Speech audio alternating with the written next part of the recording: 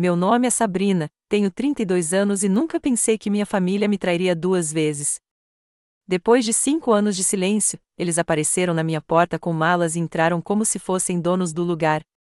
Meu pai me olhou diretamente nos olhos e disse aquelas palavras que ainda me assombram: "Você nem tem família.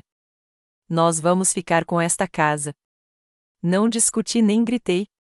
Simplesmente peguei meu celular e disquei 3 números. Se você estiver assistindo a este vídeo, diga-me de onde está assistindo e clique no botão de inscrição para não perder como superei a traição definitiva das pessoas que deveriam me amar incondicionalmente. Crescendo no subúrbio da Pensilvânia, minha família parecia normal vista de fora. Meu pai, Richard, trabalhava como gerente de banco, sempre vestido com ternos impecáveis e carregando uma pasta que parecia estar sempre presa à mão. Minha mãe, Diane, era enfermeira no hospital local, trabalhando em longos turnos, mas, de alguma forma, sempre conseguindo manter nossa casa impecável. Depois, havia meu irmão mais velho, Brian, 3 anos mais velho que eu e o filho de ouro da família. Morávamos em uma casa modesta de 3 quartos com um pequeno quintal, nem ricos nem pobres, apenas uma família americana comum tentando fazer as coisas funcionarem. Mas por trás daquela fachada perfeita, havia uma dinâmica complexa que moldou toda a minha vida. Desde cedo, eu sentia as diferentes expectativas que eram colocadas sobre mim e meu irmão. Brian estava destinado à grandeza. Segundo meus pais, suas notas medíocres eram celebradas, enquanto as minhas excelentes eram apenas esperadas. Quando ele entrou na universidade estadual com uma bolsa parcial, meus pais deram uma festa enorme e o presentearam com um carro novinho. Eles gastaram a maior parte de suas economias para garantir que ele pudesse cursar sem se endividar muito. Enquanto isso, no meu primeiro ano do ensino médio, me disseram que eu precisaria trabalhar meio período para economizar para a faculdade. Aos 16 anos, eu conciliava os estudos com 20 horas semanais no restaurante local, servindo panquecas e hambúrgueres para economizar cada centavo. Mesmo com minhas notas máximas e envolvimento em atividades extracurriculares, nunca se falou em universidades de prestígio para mim. A mensagem era clara, embora nunca declarada diretamente: Brian era um investimento, eu era a reflexão tardia. A única pessoa que me via de forma diferente era minha avó Margarete, mãe da minha mãe. Vovó Margarete morava a cerca de 1 hora de distância, em uma pequena casa estilo chalé com um jardim que me parecia mágico quando criança. Todo verão, eu passava 3 semanas com ela enquanto Brian participava de vários acampamentos esportivos financiados pelos meus pais. Essas semanas eram a minha salvação. Sabrina, ela me dizia enquanto me ensinava a plantar tomates, nunca deixe ninguém lhe dizer qual é o seu valor. Só você decide isso. Suas mãos, curtidas por décadas de jardinagem e trabalho duro, guiavam delicadamente as minhas na terra. E nunca dependa de outra pessoa para manter um teto sobre sua cabeça. Aprenda a construir o seu próprio. A avó Margarete criou 3 filhos quase sozinha depois que meu avô faleceu, quando minha mãe tinha apenas 12 anos. Ela trabalhava como costureira e conseguiu pagar pelo menos parte da faculdade para todos os filhos. A força e a independência que ela personificava se tornaram minha estrela-guia, especialmente quando as coisas em casa pareciam sufocantes. A pressão dos meus pais se intensificou à medida que a faculdade se aproximava. Minha mãe decidiu que eu deveria seguir seus passos e me tornar enfermeira. É uma profissão estável, Sabrina. Você sempre terá trabalho, ela dizia, ignorando completamente o fato de eu não ter demonstrado nenhum interesse em medicina. Meu pai concordou, acrescentando: carreiras criativas são para quem tem dinheiro da família para recorrer. O que eles não entendiam era que eu havia descoberto minha paixão por design gráfico no primeiro ano do ensino médio. Minha professora de arte, senhorita Winters, notou meu talento para composição e me apresentou a programas de design digital. Eu me apeguei a eles imediatamente, ficando até tarde depois da escola para trabalhar em projetos e participando de competições locais. Quando ganhei um prêmio regional de design, meus pais o descartaram como um hobby agradável, mas não como uma carreira de verdade. A tensão atingiu o auge durante meu último ano, quando as inscrições para a faculdade estavam vencendo. Candidatei-me à faculdade comunitária local, que tinha um programa de design sólido, e também a várias escolas estaduais acessíveis com programas de artes. Quando as cartas de aceitação chegaram, meus pais se recusaram a sequer considerar contribuir para a minha educação, a menos que eu mudasse de curso para enfermagem ou administração. Não vamos desperdiçar dinheiro com um diploma em artes, afirmou meu pai com firmeza no jantar, na noite seguinte à minha aprovação. Se você quiser jogar fora o seu futuro, pode pagar por ele sozinho. Olhei para minha mãe em busca de apoio, mas ela apenas olhou para o prato. Brian, que havia voltado da faculdade para passar o fim de semana, sorriu do outro lado da mesa. Talvez você devesse ouvir o papai, Sabrina. Nem todo mundo tem talento para uma carreira de verdade. Naquela noite, chorei até dormir, mas na manhã seguinte, tomei minha decisão. Eu iria para a faculdade comunitária, trabalharia em tempo integral e seguiria meu curso de design, acontecesse o que acontecesse. Quando anunciei isso no café da manhã, meu pai simplesmente deu de ombros e disse: "Sua vida, seu erro." Concluí o ensino médio com honras e me mudei para um apartamento minúsculo com 2 colegas de quarto enquanto cursava a faculdade comunitária. Trabalhava quase 40 horas por semana, entre um emprego em uma cafeteria e um cargo no varejo do shopping, tudo isso enquanto mantinha uma média de 3,8 nas aulas de design. Visitava a vovó Margarete sempre que podia, fortalecida pela sua fé inabalável em mim. Depois de 2 anos na faculdade comunitária, transferi-me para uma universidade estadual para concluir meu bacharelado em design gráfico. Naquela época, eu mal falava com meus pais. Nossas interações se limitavam a visitas obrigatórias nos feriados, onde meu pai fazia perguntas diretas sobre meu potencial de renda, e minha mãe me dava notas de $20 como se eu ainda fosse uma criança, sussurrando: "Caso você precise comer." Brian havia se formado e conseguido um emprego em uma empresa financeira, seguindo os passos do nosso pai. Cada reunião familiar se tornava uma oportunidade para exibir seu sucesso e sutilmente destacar meu aparente fracasso. Brian acabou de ser promovido, minha mãe anunciava com orgulho, e está pensando em comprar um apartamento no centro da cidade. A comparação silenciosa pairava no ar como uma nuvem pesada. Quando me formei, eu tinha 22 anos e já fazia 4 anos que não morava em casa. Compareci à minha cerimônia de formatura sozinha, pois meus pais haviam escolhido ir a uma conferência relacionada ao trabalho de Brian. A avó Margarete, agora usando um andador devido à artrite, era a única pessoa da família na plateia. Seu sorriso orgulhoso enquanto eu atravessava o palco significava mais do que 1000 parentes ausentes. Com meu diploma finalmente em mãos, tomei a decisão de me mudar para Filadélfia em busca de melhores oportunidades de emprego. O cenário do design lá estava crescendo, e eu havia conseguido um estágio que poderia me levar a um emprego em tempo integral. Na noite anterior à minha partida, jantei com a vovó Margarete. "Estou com medo", admiti enquanto comíamos uma torta na varanda dela. "E se eles estiverem certos e eu fracassar?" Ela pegou minha mão, seus olhos azuis afiados apesar dos 82 anos. "Sabrina, o único verdadeiro fracasso é viver o sonho de outra pessoa. Siga seu coração, e eu sempre estarei aqui se você precisar de um lugar tranquilo para pousar." Com essas palavras ecoando em minha mente, arrumei as malas no carro na manhã seguinte e dirigi em direção ao meu futuro, determinada a provar que poderia ter sucesso nos meus próprios termos, mesmo que minha família se recusasse a acreditar em mim. Meus 2 primeiros anos na Filadélfia foram desafiadores, mas gratificantes. Fiz a transição do meu estágio para uma posição de designer júnior em uma pequena agência de marketing. O salário era modesto, mas eu estava construindo um portfólio e fazendo contatos no setor.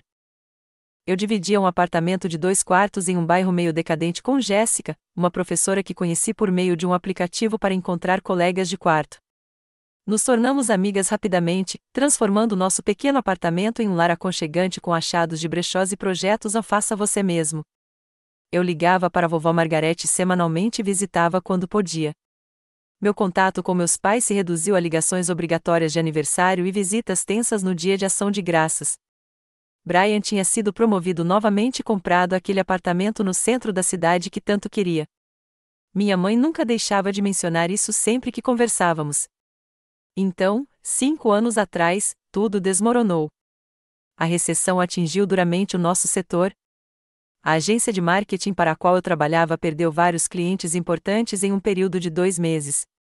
Numa segunda-feira de manhã, todos nós chegamos e encontramos as portas trancadas e um aviso de falência colado na janela. De repente, eu estava desempregado. Comecei imediatamente a trabalhar como freelancer, entrando em contato com clientes anteriores e me candidatando a qualquer vaga de design que encontrasse. Mas todos estavam cortando orçamentos, e designers freelancers estavam entre os primeiros a sofrer cortes de despesas. Minhas economias, escassas no início, diminuíram rapidamente à medida que eu continuava pagando aluguel e comprando mantimentos. Jéssica ajudava no que podia, pagando contas e dividindo as sobras da sala de professores, mas ela mesma mal tinha dinheiro sobrando. Depois de 3 meses de trabalho escasso e contas crescentes, recebi um aviso de despejo. Eu havia pago parte do aluguel por 2 meses, mas a paciência do proprietário havia se esgotado. Jéssica iria morar com o namorado no mês seguinte, e eu não tinha como pagar o aluguel integral sozinha. O pânico se instalou quando percebi que estava há semanas de ficar sem moradia. Sem ter a quem recorrer, engoli o orgulho e liguei para meus pais. O telefone tocou 4 vezes antes que minha mãe atendesse com um distraído: "Alô? Mãe, é a Sabrina", eu disse, com a voz já trêmula. "Preciso de ajuda." Houve uma pausa, e eu a ouvi chamando meu pai: "Richard, é a Sabrina." Expliquei minha situação com a maior calma possível, perguntando se eu poderia pegar emprestado o suficiente para pagar um mês de aluguel enquanto encontrava um emprego estável. Prometi pagar com juros. O silêncio que se seguiu ao meu pedido se estendeu até se tornar desconfortável. Finalmente, a voz do meu pai surgiu na linha, fria e distante. "Sabrina, foi exatamente sobre isso que te avisamos. Essa carreira instável que você escolheu te levou exatamente para onde previmos." "Pai, por favor", sussurrei, com lágrimas escorrendo pelo rosto. "Só preciso de uma ajudinha para me reerguer. Tenho entrevistas marcadas, mas preciso de um lugar para morar." "Nós já estivemos", declarou, mas eu quase conseguia ver seu aceno de desdém. "Talvez isso te ensine a tomar decisões mais práticas no futuro." A ligação terminou sem nenhuma oferta de ajuda, nem mesmo um lugar para ficar temporariamente. Sentei-me no chão do meu quarto, cercada por caixas meio embaladas, soluçando até mal conseguir respirar. Naquela noite, liguei para a vovó Margarete, mas não obtive resposta. A vizinha dela atendeu no dia seguinte e me informou que minha avó havia sido hospitalizada com pneumonia. Eu queria desesperadamente ir até ela, mas não tinha dinheiro para a viagem nem um lugar para deixar meus pertences. 2 semanas depois, fui oficialmente despejado. Jéssica me ajudou a carregar meus pertences mais essenciais no meu Honda Civic de 12 anos. Meus equipamentos de design, roupas e alguns itens pessoais foram tudo o que consegui colocar. O resto foi para um pequeno depósito que paguei com meus últimos $100. Sem ter para onde ir, dirigi até a casa dos meus pais. Era uma noite chuvosa de outubro quando estacionei na entrada da garagem deles. Pelas janelas, eu podia vê-los sentados na sala de estar, assistindo televisão. Fiquei sentada no carro por 20 minutos, reunindo coragem antes de finalmente me aproximar da porta e tocar a campainha. Meu pai atendeu, a surpresa rapidamente se transformando em desaprovação ao observar minha aparência desgrenhada e o desespero em meus olhos. "Sabrina, o que você está fazendo aqui?" "Pai, perdi meu apartamento. Só preciso de um lugar para ficar por algumas semanas até encontrar trabalho e economizar para uma nova casa. Por favor." Ele olhou para o meu carro, abarrotado de pertences, e franziu a testa. É exatamente isso que acontece com essas carreiras artísticas. Instabilidade. "Richard, quem é?" Minha mãe apareceu atrás dele, com a expressão endurecida ao me ver. "Nossa filha parece ter se tornado uma sem-teto", respondeu ele, sem tentar esconder o desdém. "Eu não sou uma sem-teto", eu disse, com a voz embargada. "Só preciso de uma família agora." Meu pai cruzou os braços. "Você escolheu seu caminho, Sabrina. Você escolheu ignorar nossa orientação. Agora você precisa assumir a responsabilidade por essas escolhas." "Amanhã vamos realizar a reunião da Associação de Moradores", acrescentou minha mãe. "Este realmente não é um bom momento." Fiquei ali parada na chuva, sem acreditar no que ouvia. "Você está me rejeitando? Sua própria filha? Você deixou claro que não precisa da nossa opinião nas suas decisões de vida", disse meu pai com firmeza. "Você não pode rejeitar nossos conselhos e esperar nosso apoio quando essas decisões levarem a dificuldades." Com isso, ele fechou a porta. Permaneci na varanda por vários minutos, com a chuva encharcando meu casaco, antes de voltar para o carro. Sentei-me na entrada da garagem, observando suas sombras se moverem atrás das cortinas, esperando que mudassem de ideia e saíssem. Eles nunca saíram. Por fim, dirigi até o estacionamento de um Walmart, onde passei a noite dormindo no banco do motorista reclinado, com $25 no bolso e sem ter para onde ir. Liguei e mandei mensagens para o Brian, na esperança de que meu irmão pudesse me ajudar, mas minhas mensagens não foram respondidas.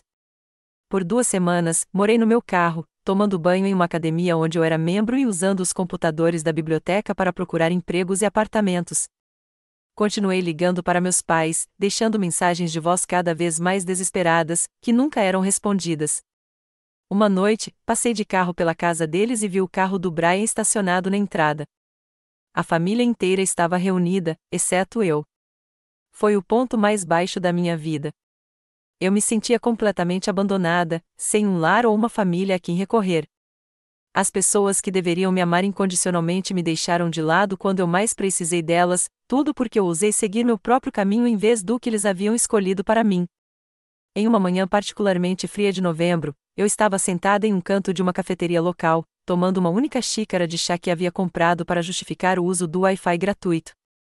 Fiquei lá por horas, procurando trabalhos de design e opções de moradia acessíveis. Minha aparência havia piorado ao longo das semanas morando no carro. Minhas roupas estavam amassadas por terem sido guardadas em sacos de lixo e, apesar dos meus melhores esforços nos chuveiros da academia, eu parecia visivelmente desgrenhada. Estava tão concentrada no meu laptop que só percebi que alguém se aproximava quando a pessoa falou: Sabrina? Sabrina Wilson. Levantei os olhos e vi Eleanor Garcia, uma ex-colega da agência de marketing. Ela vestia um elegante casaco de marinheiro e segurava uma xícara de café para a viagem, parecendo exatamente a profissional de sucesso que eu não conseguirá me tornar. Eleanor, oi, eu disse, imediatamente constrangida com a minha aparência. Achei que fosse você. Estou tentando falar com você. Os endereços de e-mail da empresa sumiram quando a agência fechou. Ela se sentou na cadeira à minha frente, sem nem perceber ou ignorando educadamente meu estado desleixado. Como você tem passado?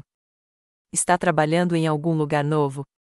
Pensei em mentir, mantendo uma fachada de sucesso, mas estava exausta demais para fingir. Não exatamente.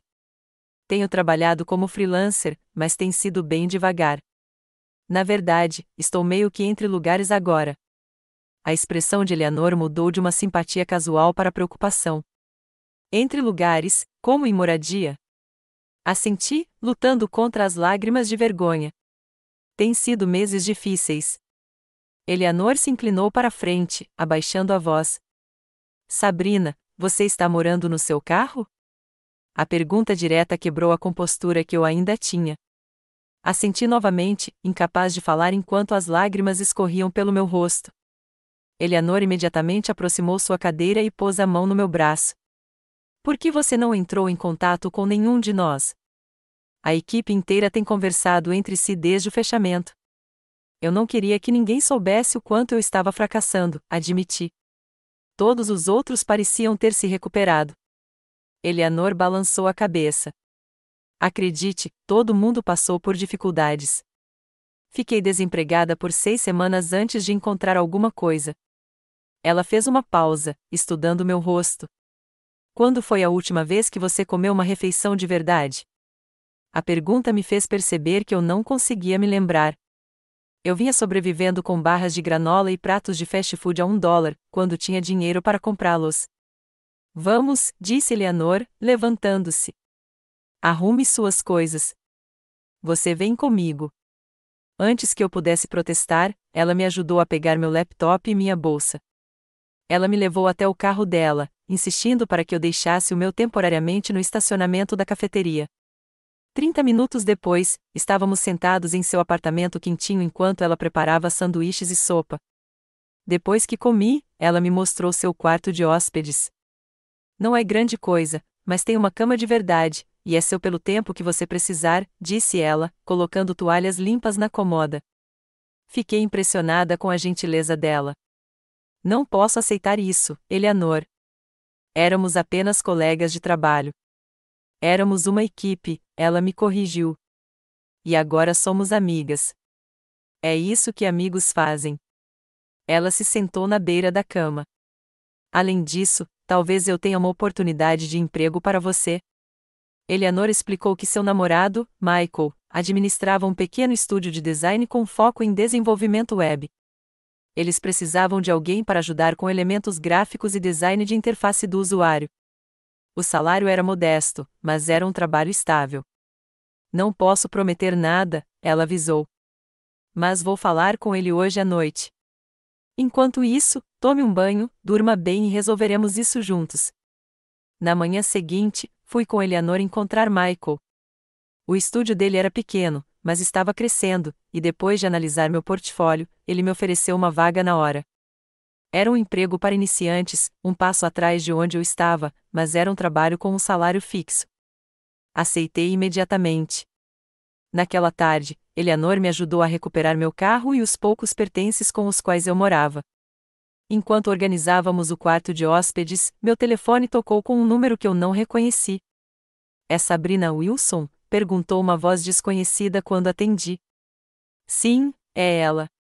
Aqui é Nancy Alden, vizinha da sua avó. Estou tentando falar com você. O estado de saúde da sua avó piorou. Os médicos não estão otimistas. Meu coração apertou. No caos da minha própria crise, eu não conseguia ver a vovó Margarete com tanta frequência. Eu tinha deixado recados no número da vizinha dela, mas tínhamos perdido as ligações uma da outra. Ela está perguntando por você, continuou Nancy. Acho que você deveria vir, se puder. Expliquei a situação para Eleanor, que imediatamente se ofereceu para me levar de carro por 3 horas até a cidade da minha avó. Vamos agora mesmo, ela insistiu. Deixe-me ligar para o Michael para remarcar a reunião de amanhã. Chegamos ao hospital pouco depois das 21 horas daquela noite. A vovó Margarete parecia tão pequena na cama do hospital, conectada a oxigênio e monitores. Seus olhos brilharam quando me viu, e ela estendeu a mão frágil. Minha Sabrina, sussurrou. Eu sabia que você viria. Fiquei sentada com ela a noite toda, segurando sua mão e contando sobre minha nova oportunidade de emprego. Não a sobrecarreguei com os detalhes da minha situação de rua ou da rejeição dos meus pais. Ela estava fraca demais para notícias tão perturbadoras. Em vez disso, concentrei-me na reviravolta positiva que minha situação havia tomado. Graças a Eleanor, eu sempre dizia, murmurou ela. Você faz o seu próprio caminho. Nas primeiras horas da manhã, ela me pediu para pegar uma caixinha da bolsa dela que Nancy havia levado para o hospital. Dentro havia uma chave e um documento dobrado. Meu testamento, explicou ela suavemente. A casa é sua. Sempre foi para você. Tentei me opor, dizer que ela se recuperaria e voltaria para casa, mas ela balançou a cabeça. Escute agora, disse ela, com a voz surpreendentemente firme, apesar da fraqueza. Você tem um espírito, a força. Brian tem seus pais. Você precisa de raízes. 2 dias depois, a vovó Margarete faleceu em paz, dormindo, de mãos dadas com a minha. Em meio à minha dor, tive que lidar com as questões práticas de sua morte. O hospital contatou meus pais, que chegaram para os preparativos do funeral, com uma expressão apropriadamente sombria, mas em grande parte alheios aos detalhes. Durante a leitura do testamento, o comportamento deles mudou drasticamente. A vovó Margarete havia de fato deixado sua casa e suas economias para mim, com apenas pequenas lembranças para minha mãe e Brian. O rosto do meu pai se escureceu de raiva, e minha mãe começou a chorar. Mamãe sempre te favoreceu, acusou-me depois que o advogado foi embora. Mesmo que você mal tenha me visitado nos últimos anos. Não tive energia para explicar que as restrições financeiras, e não a falta de cuidados, haviam limitado minhas visitas. Em vez disso, agradeci ao advogado, peguei as chaves da casa da minha avó e comecei o processo de mudança para minha herança inesperada. O chalé precisava de reformas. Era bem conservado, mas refletia os 85 anos da minha avó na decoração e nos eletrodomésticos. Mesmo assim, era meu. Um lar que ninguém poderia tirar de mim. Eleanor me ajudou a me mudar, trazendo itens essenciais do apartamento dela e passando um fim de semana me ajudando na limpeza. A cozinha tem uma estrutura boa, declarou ela enquanto esfregávamos a cozinha, e uma luz natural incrível para um escritório em casa. pela primeira vez em meses, adormeci me sentindo segura e com uma sensação de possibilidade. No jardim da minha avó, agora coberto de mato, mas ainda lindo, eu quase conseguia ouvir a voz dela: construa seu próprio abrigo, Sabrina. Você sempre pôde. Com um teto seguro sobre minha cabeça e um emprego estável que eu podia fazer remotamente, comecei o processo de reconstrução da minha vida. Transformei a pequena sala da frente do chalé em um escritório, investindo em uma nova mesa e nos equipamentos de design de que precisava. Michael ficou satisfeito com o meu trabalho e gradualmente aumentou minhas responsabilidades e meu salário à medida que eu me provava. O chalé em si se tornou meu projeto de paixão. Eu me dediquei a um cômodo de cada vez, pintando, trocando luminárias e reformando cuidadosamente, mantendo o estilo que a vovó Margarete tanto amava. O jardim, que era seu orgulho e alegria, tornou-se minha terapia de fim de semana. Eu não sabia nada sobre plantas quando comecei, mas comprei livros, assisti a vídeos e, aos poucos, dei vida aos canteiros crescidos. Morar em uma cidade pequena depois de anos na cidade grande exigiu adaptação. No início, eu era reservada, ainda ressentida pela rejeição da minha família e receosa de criar novas conexões. Mas cidades pequenas têm um jeito de te atrair, quer você queira ou não. Tudo começou com a senhora Jenkins, da casa ao lado, que trouxe uma caçarola para dar as boas-vindas à nova vizinha, apesar de me conhecer como neta da Margarete há anos. Depois veio o Tom, da loja de ferragens, que começou a separar maçanetas antigas que, na sua opinião, combinariam com a personalidade da casa. Logo me vi trocando acenos e conversas casuais com as pessoas a caminho dos correios ou do supermercado. 6 meses depois de me mudar, meu primeiro amigo de verdade chegou à cidade. Eu frequentava a pequena livraria local, em parte em busca de inspiração para design e em parte pelo excelente café que serviam no café anexo. O proprietário, Patrick Lewis, tinha mais ou menos a minha idade e herdara a loja do tio apenas um ano antes de eu me mudar para a cidade. Você vai acabar com esse livro de design, comentou ele um dia, enquanto eu comprava mais um café enquanto folheava o mesmo volume de design de interiores. Por que não compra logo? Restrições orçamentárias, admiti com um sorriso. Estou reformando aos poucos. No dia seguinte, quando cheguei, o livro estava embrulhado em papel pardo atrás do balcão com um bilhete: taxa de consultoria para reforma, sua sabedoria com café melhorou nosso cardápio. Patrick. Nos tornamos amigos através de livros e café, compartilhando recomendações e, eventualmente, refeições. Patrick era fácil de conversar, sem nenhum dos julgamentos aos quais eu havia me acostumado da minha família. Quando finalmente contei a ele a história completa de como vim parar na cidade, ele ouviu sem interromper.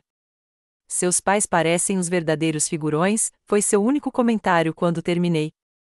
Que pena! À medida que minhas habilidades em design e minha lista de clientes cresciam, decidi arriscar. Usando minhas economias, abri meu próprio pequeno estúdio de design, o Elevation Designs, com foco em branding para pequenas empresas. Minha experiência na empresa de Michael me mostrou que muitas empresas locais tinham dificuldades com sua identidade visual, mas não podiam arcar com altos honorários de agência. Comecei com um site e cartões de visita, depois comecei a abordar lojas e restaurantes locais. Meu primeiro cliente foi Patrick, que precisava de um novo logotipo e sinalização para a livraria. A partir daí, a notícia se espalhou. Em um ano, eu tinha clientes regulares o suficiente para deixar meu cargo com Michael, embora mantivéssemos uma relação colaborativa, indicando clientes um ao outro. À medida que meu negócio crescia, meu investimento na casa de campo também crescia. Troquei o telhado antigo, atualizei o antigo sistema de aquecimento e reformei a cozinha com eletrodomésticos modernos, mantendo os armários charmosos que a vovó Margarete tanto adorava. O valor do imóvel aumentou substancialmente a cada melhoria, mas isso foi secundário à criação de uma casa que a honrasse, ao mesmo tempo, refletisse meu próprio estilo. O jardim floresceu sob meus cuidados cada vez mais experientes. Adicionei um pequeno pátio onde eu podia trabalhar ao ar livre em dias agradáveis e uma fogueira para relaxar à noite. Patrick costumava me acompanhar lá, trazendo livros que achava que eu gostaria e ouvindo minhas ideias para novos projetos. No aniversário de 5 anos da morte da vovó Margarete, minha vida havia se transformado completamente. A Elevation Designs tinha 3 funcionários além de mim, operando em uma garagem reformada na minha propriedade. Eu havia me estabelecido na comunidade, ingressando na associação de pequenos negócios e até ajudando a organizar o festival anual de artes. Meu relacionamento com Patrick havia se aprofundado em algo mais do que amizade, embora estivéssemos levando as coisas com calma, ambos valorizando nossa independência. Meu círculo de amigos incluía Eleanor e Michael, que nos visitavam regularmente, e uma rede crescente de conexões locais. Eu não falava com meus pais nem com Brian desde o funeral. De vez em quando, eu recebia um cartão de Natal sem nenhuma mensagem pessoal, apenas com os nomes impressos. Em troca, eu enviava cartões impessoais semelhantes, sem querer cortar completamente o último fio, mas me protegendo de mais mágoas. A casa de campo, outrora o refúgio da minha avó, tornará-se meu próprio santuário e minha história de sucesso. A menina que antes dormia no carro agora possuía uma casa sem dívidas, administrava um negócio lucrativo e havia criado uma vida repleta de conexões significativas. Eu havia feito exatamente o que a vovó Margarete acreditava que eu era capaz de fazer: construir meu próprio abrigo, tanto física quanto emocionalmente. O que eu não percebi foi que minha paz arduamente conquistada estava prestes a ser destruída pelas mesmas pessoas que um dia me rejeitaram. O primeiro sinal veio na forma de um e-mail do Brian numa manhã comum de terça-feira. Ver o nome dele na minha caixa de entrada depois de 5 anos de silêncio fez meu café ficar repentinamente amargo. O assunto dizia: entrando em contato. Querida Sabrina, começava a mensagem com um calor artificial. Faz muito tempo que não nos falamos. Recentemente, encontrei o site da sua empresa de design e fiquei impressionada com o que você realizou. Mamãe e papai mencionaram que não têm notícias suas há anos e estão preocupados. Espero que esteja tudo bem. Vamos nos encontrar em breve. Brian. Fiquei olhando para a tela, lendo e relendo a breve mensagem. Não houve reconhecimento do silêncio dele quando precisei de ajuda, nenhuma menção à rejeição deles quando eu era moradora de rua, apenas um toque de base casual, como se tivéssemos simplesmente perdido a noção da vida um do outro por negligência mútua. Mostrei o e-mail para Patrick durante nosso almoço naquele dia. Parece que alguém quer alguma coisa, comentou ele, devolvendo meu celular. As pessoas geralmente não entram em contato depois de 5 anos de silêncio só para dizer oi. Assenti, a mesma suspeita se formando em minha mente. O momento também é estranho. Por que agora? Você vai responder? Pensei na pergunta. Ainda não. Quero ver se há algo mais por trás desse interesse repentino. Não precisei esperar muito. 3 dias depois, meu telefone tocou com o número dos meus pais. Depois de 5 anos de silêncio, a visão disso foi tão assustadora que atendi sem pensar. Sabrina, querida, a voz da minha mãe, artificialmente brilhante. É tão bom finalmente ouvir sua voz. Mãe, respondi neutramente. Isso é inesperado. Bem, temos pensado muito em você ultimamente. Brian mencionou que entrou em contato e não teve resposta. Estávamos preocupados.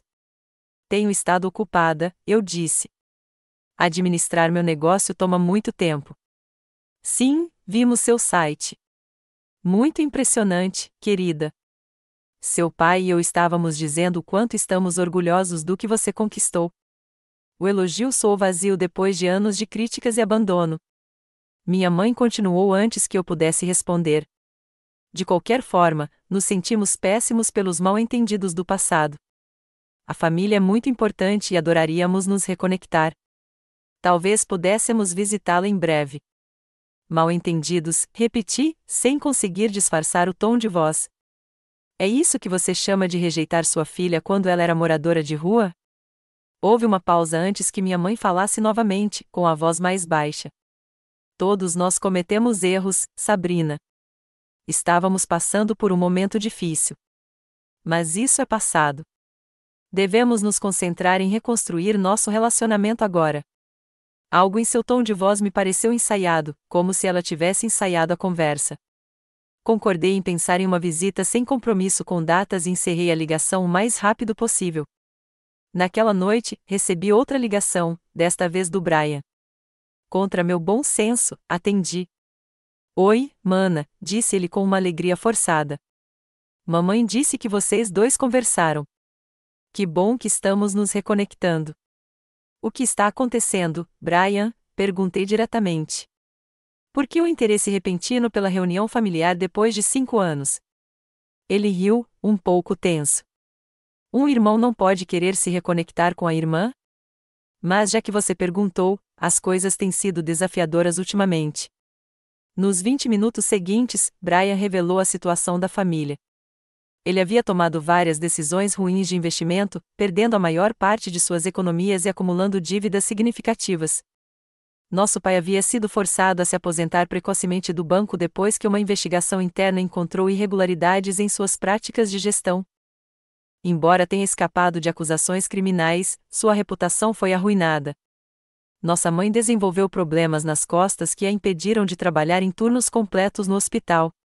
Tivemos que reduzir significativamente o tamanho da casa, explicou Brian. O apartamento foi executado, e mamãe e papai tiveram que vender a casa. Eles estão em um apartamento pequeno agora. Sinto muito por isso, eu disse, falando sério, apesar de tudo. Deve ser difícil. Bom, a família precisa se manter unida em tempos difíceis, né? A ironia da declaração pareceu passar despercebida. De qualquer forma, estávamos pensando em vir visitar você no próximo fim de semana, conhecer a sua cidade, ver a antiga casa da vovó, reconectar. Relutantemente, concordei com um almoço no sábado, definindo claramente que seria uma visita breve, não uma pernoite. Depois de desligar, liguei para Patrick. Eles vêm no sábado, eu disse a ele. E pelo que o Brian disse, eles estão com problemas financeiros. Quer que eu esteja lá? Patrick ofereceu apoio moral. Aceitei com gratidão, já me sentindo ansiosa com o reencontro iminente. Naquele sábado, minha família chegou em ponto ao meio-dia. Meu pai parecia mais velho, sua presença outrora imponente diminuída pelas circunstâncias. Minha mãe me abraçou com os olhos marejados, enquanto Brian se mantinha afastado, observando a casa com interesse indisfarçável.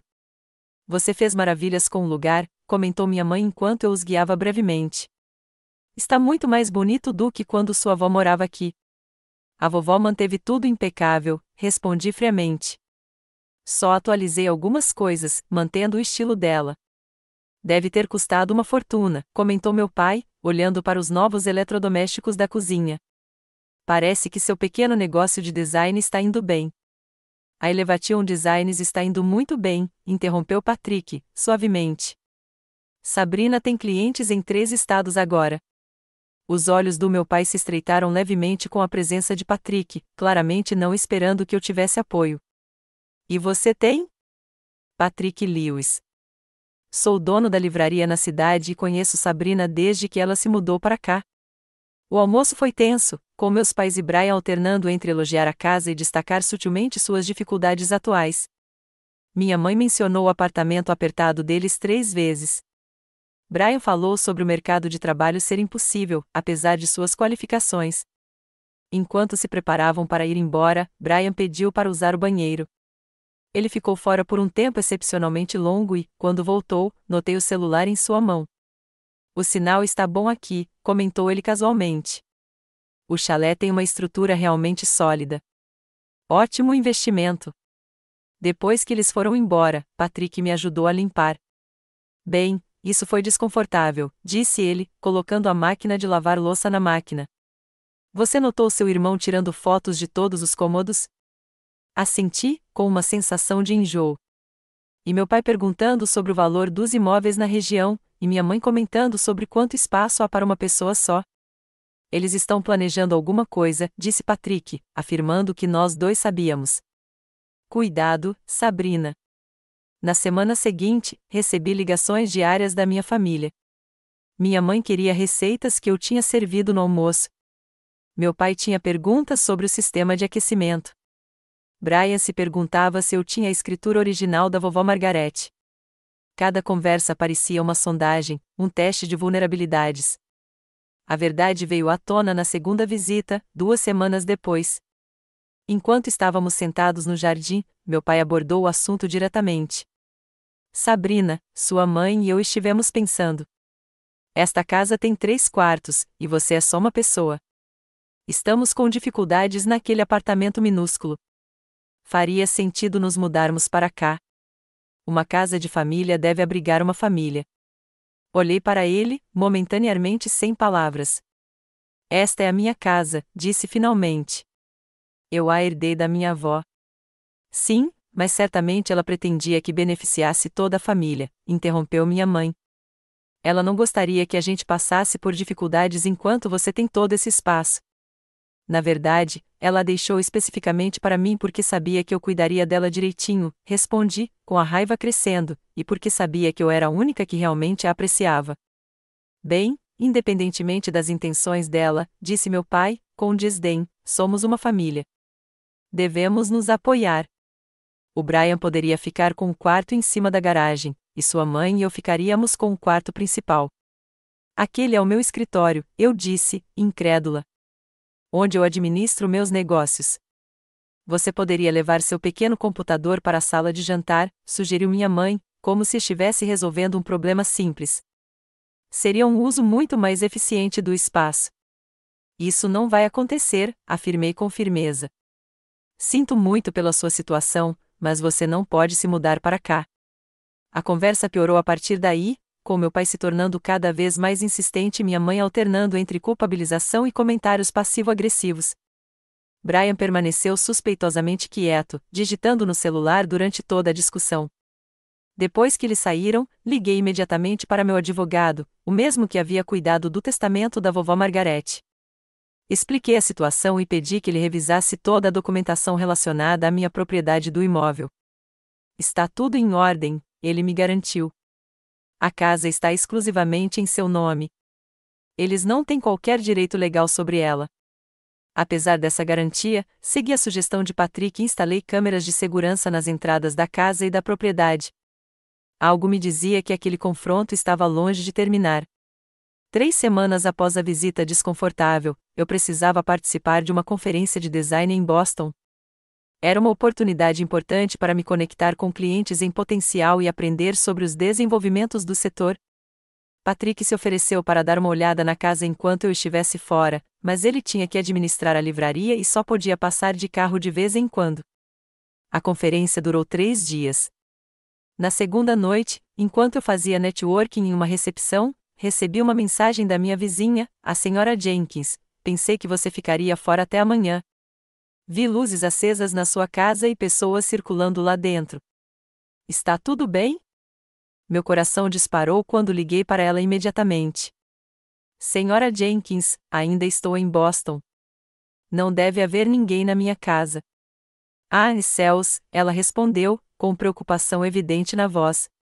Devo chamar a polícia? Não, deixe-me verificar minhas câmeras de segurança primeiro, eu disse, tentando manter a calma. Já te ligo de volta. Abri o aplicativo de segurança no meu celular com os dedos trêmulos. A filmagem mostrava o carro do meu pai na garagem e 3 figuras descarregando caixas e malas. Observei, incrédula, meu pai usar algo para forçar a fechadura da porta dos fundos e, em seguida, deixar minha mãe e Brian entrarem. Liguei imediatamente para Patrick, que estava fechando a livraria. Eles estão invadindo a minha casa, disse a ele, com a voz trêmula. Eles vão se mudar enquanto eu estiver fora. Vou dirigir até lá agora mesmo, prometeu ele. Devo chamar a polícia? Ainda não, respondi, ainda processando a traição. Deixe-me tentar ligar para eles primeiro. Liguei para o celular do meu pai, observando pela câmera enquanto ele verificava a tela, e depois recusei a ligação. Tentei falar com minha mãe e com Brian, com o mesmo resultado. Por fim, liguei para o telefone fixo que havia instalado no chalé. Depois de vários toques, Brian atendeu. Alô, Residência Wilson, disse-lhe casualmente, como se pertencesse àquele lugar. Brian, que diabos você está fazendo na minha casa? Perguntei. Houve uma pausa, depois um suspiro. Sabrina, íamos te ligar amanhã. Estamos nos instalando. Se instalando? Você invadiu minha casa. Você está invadindo. Não seja dramática, ele respondeu friamente. Esta é uma casa de família.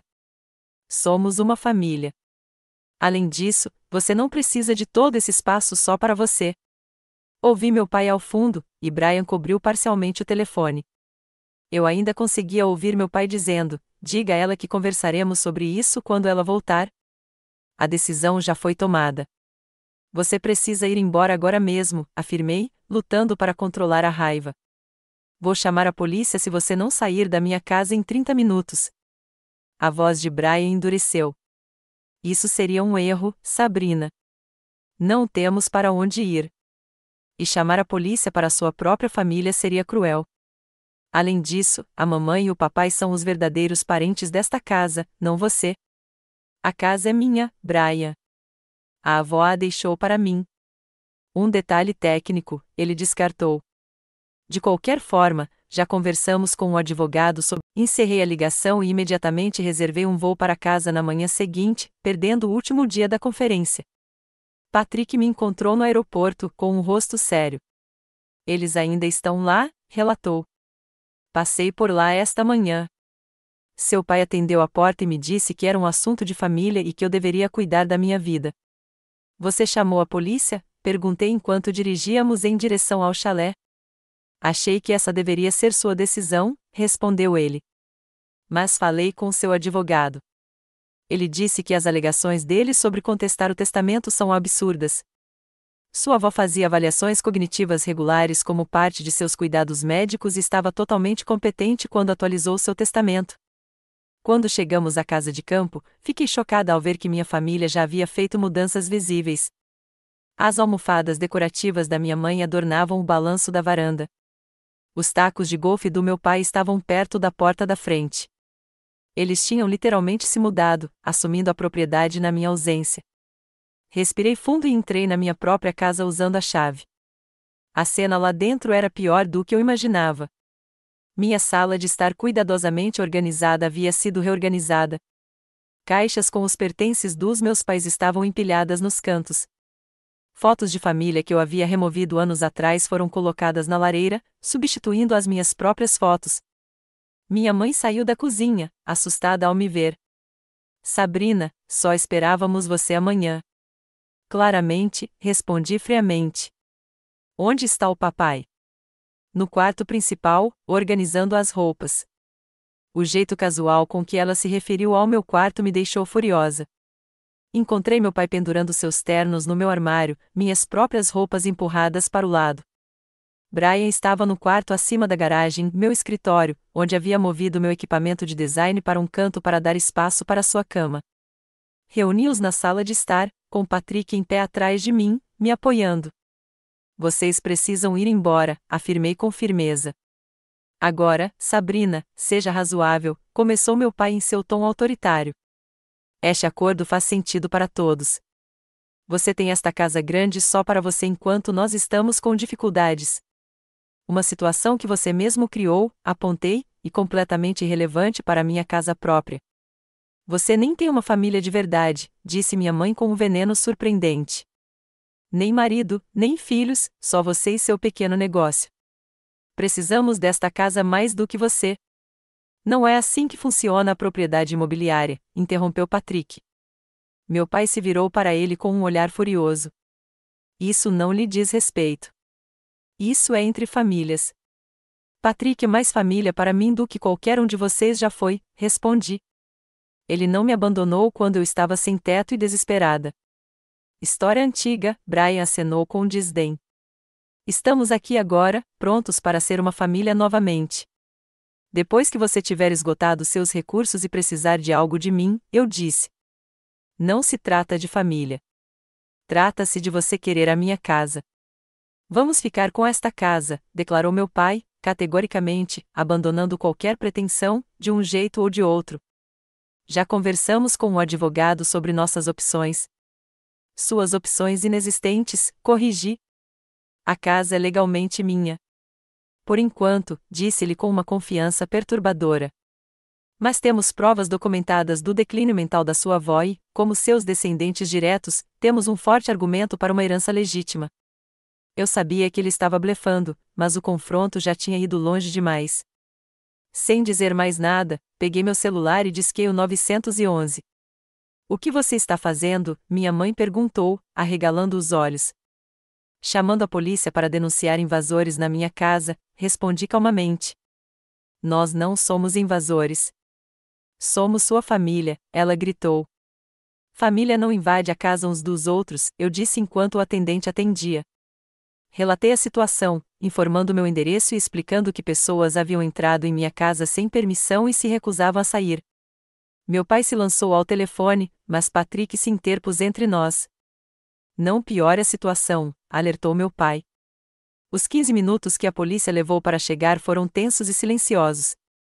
Quando 2 policiais bateram à porta, atendi e expliquei a situação, mostrando meu documento de identificação com o endereço do chalé e a escritura da propriedade. Essas pessoas entraram na minha casa sem permissão enquanto eu estava fora da cidade, expliquei.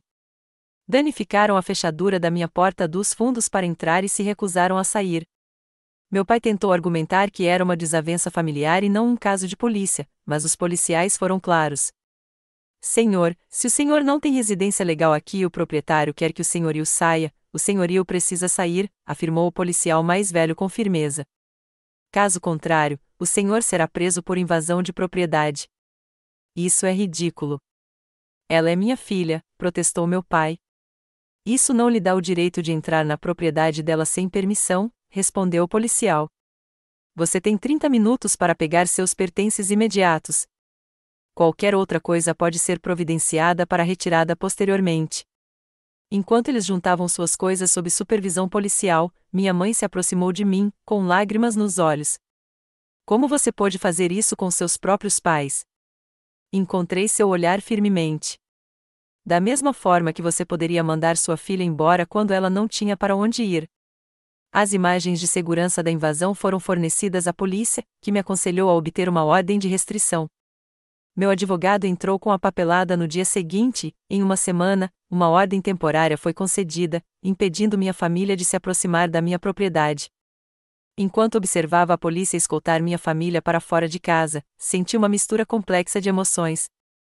Havia dor pela profundidade da traição, raiva por se sentirem no direito, mas principalmente uma sensação de validação justa.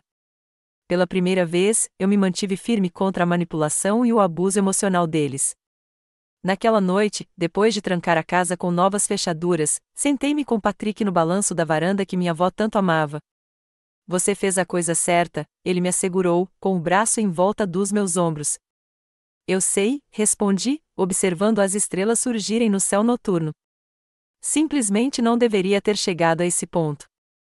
As consequências legais da tentativa de tomada de posse da minha família duraram vários meses. A ordem de restrição temporária tornou-se permanente quando surgiram evidências do plano premeditado deles. Mensagens de texto recuperadas do celular de Brian revelaram o plano deles de se mudarem durante minha ausência e alegarem coação emocional caso eu tentasse despejá-los.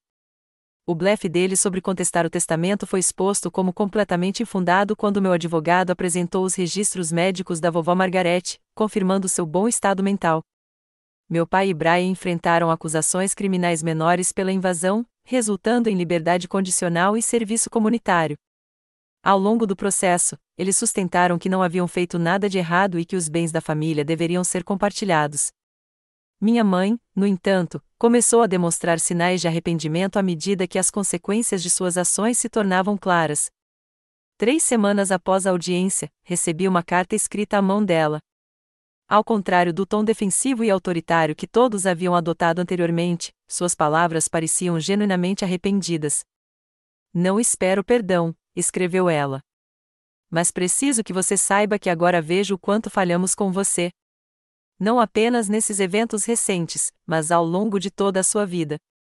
Seu pai e Brian ainda estão com raiva, mas não posso continuar fingindo que o que fizemos foi justificado. Quando você mais precisou de nós, nós o rejeitamos. Não há desculpa para isso. A carta despertou sentimentos complexos. Uma parte de mim queria acreditar no remorso dela, enquanto outra parte se mantinha cautelosa em relação a novas manipulações. Após cuidadosa consideração, escrevi uma resposta breve e educada, reconhecendo seu pedido de desculpas sem oferecer reconciliação imediata. A confiança, uma vez quebrada tão completamente, não poderia ser reconstruída rapidamente. A experiência deixou cicatrizes emocionais que exigiram ajuda profissional para serem superadas. Comecei a consultar um terapeuta especializado em traumas familiares e me juntei a um grupo de apoio para pessoas com relacionamentos familiares tóxicos. As histórias compartilhadas por outras pessoas que vivenciaram traições semelhantes me ajudaram a entender que minha situação não era única e que estabelecer limites não era apenas aceitável, mas necessário para a cura. Família não se define pelo sangue, minha terapeuta costumava me lembrar. Ela se define pelo amor, respeito e apoio constantes. Essa verdade ressoou profundamente enquanto eu refletia sobre quem realmente havia proporcionado essas coisas na minha vida: Patrick, cuja presença constante se tornará a pedra angular da minha felicidade, e Eleanor, que me estendeu uma tábua de salvação quando eu estava no meu pior momento, a comunidade de vizinhos e colegas donos de pequenos negócios que me acolheram sem julgamentos. Meu relacionamento com Patrick se aprofundou ao longo desses meses desafiadores.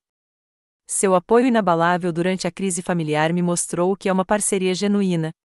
No primeiro aniversário do arrombamento, ele me pediu em casamento no jardim da vovó Margarete, agora florido com as plantas perenes que eu havia plantado em sua memória.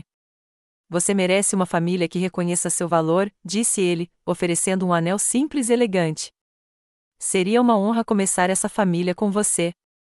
6 meses depois, nos casamos em uma pequena cerimônia naquele mesmo jardim. Eleanor foi minha dama de honra, e Michael estava com Patrick. Meus pais e Brian não foram convidados, uma barreira que protegia a alegria do dia. Em vez disso, eu estava cercada pela família que havia escolhido, pessoas que provaram seu amor por meio de ações, e não por mera conexão biológica. À medida que a vida se adaptava a um novo normal, comecei a pensar em maneiras de transformar minhas experiências dolorosas em algo significativo. A casa, antes uma fonte de conflito, tornou-se um santuário, não apenas para mim, mas também para outras pessoas necessitadas. Criei uma pequena fundação em nome da vovó Margarete, oferecendo moradia temporária e orientação profissional para jovens adultos em situação de rua devido à rejeição familiar. Todos merecem um lugar seguro para pousar, expliquei ao jornal local quando eles cobriram o lançamento da fundação. E todos merecem a chance de construir sua própria história de sucesso. A primeira contemplada foi Jaime, uma estudante de design gráfico de 22 anos cujos pais a abandonaram quando ela trocou de curso de administração para artes. Os paralelos com a minha própria história eram impressionantes. Ofereci a ela o apartamento acima da garagem, agora convertido em um espaço de moradia de verdade, e um estágio na Elevation Designs. Ver sua confiança crescer me lembrou da minha própria jornada. 5 anos depois de ter sido abandonada pela minha família biológica, eu havia criado algo muito mais forte do que os laços que me haviam falhado. Construí um lar, um negócio, um casamento e um propósito que honrava a fé da vovó Margarete em mim, ao mesmo tempo em que estendia esse mesmo apoio a outras pessoas. Ocasionalmente, eu recebia atualizações sobre meus pais e Brian por meio de conhecidos em comum. Meu pai nunca reconheceu seus erros, alegando que eu havia sido egoísta e implacável. Brian havia se mudado para outro estado, recomeçando após seus tropeços financeiros. Minha mãe havia se separado do meu pai e estava tentando reconstruir sua vida de forma independente, um desenvolvimento que sugeria que ela pelo menos havia aprendido algo com a implosão da nossa família. A porta para a reconciliação permaneceu teoricamente aberta, mas com condições que honravam minha autoestima. Qualquer relacionamento precisaria ser construído com base em respeito genuíno, não em conveniência ou necessidade. Até então, eu me concentrava em nutrir as conexões saudáveis que haviam se provado valiosas. Em noites tranquilas, sentada no jardim da vovó Margarete com Patrick, eu frequentemente refletia sobre a jornada que me trouxera até ali. De sem-teto a dona de casa, de filha abandonada a apoiadora da comunidade, eu havia descoberto que a família não era um direito de nascença, mas um privilégio conquistado por meio do amor e do respeito. Tive que aprender que não ter família é melhor do que ter uma que te machuca, disse ao grupo de apoio durante minha última sessão, e que criar a família que você escolher não só é possível, como muitas vezes é mais gratificante do que manter laços de sangue tóxicos. A casa de campo que minha avó me deixou havia se tornado mais do que apenas uma casa. Era a prova física de que eu merecia ocupar espaço no mundo, de que meus sonhos e limites importavam. Ao defendê-la daqueles que a tirariam de mim, eu finalmente havia defendido meu próprio valor. Você já teve que criar limites com familiares que tentaram se aproveitar de você? Ou construiu uma família escolhida que o apoiou quando a sua família biológica falhou? Adoraria ouvir suas histórias nos comentários. Se isso ressoou com você, curta e inscreva-se no meu canal para mais histórias sobre como encontrar força em situações familiares difíceis. E se você conhece alguém que precisa ouvir esta mensagem de esperança e resiliência, compartilhe este vídeo com essa pessoa. Obrigada por ouvir minha jornada. E lembre-se, às vezes, a família que escolhemos é mais preciosa do que aquela em que nascemos.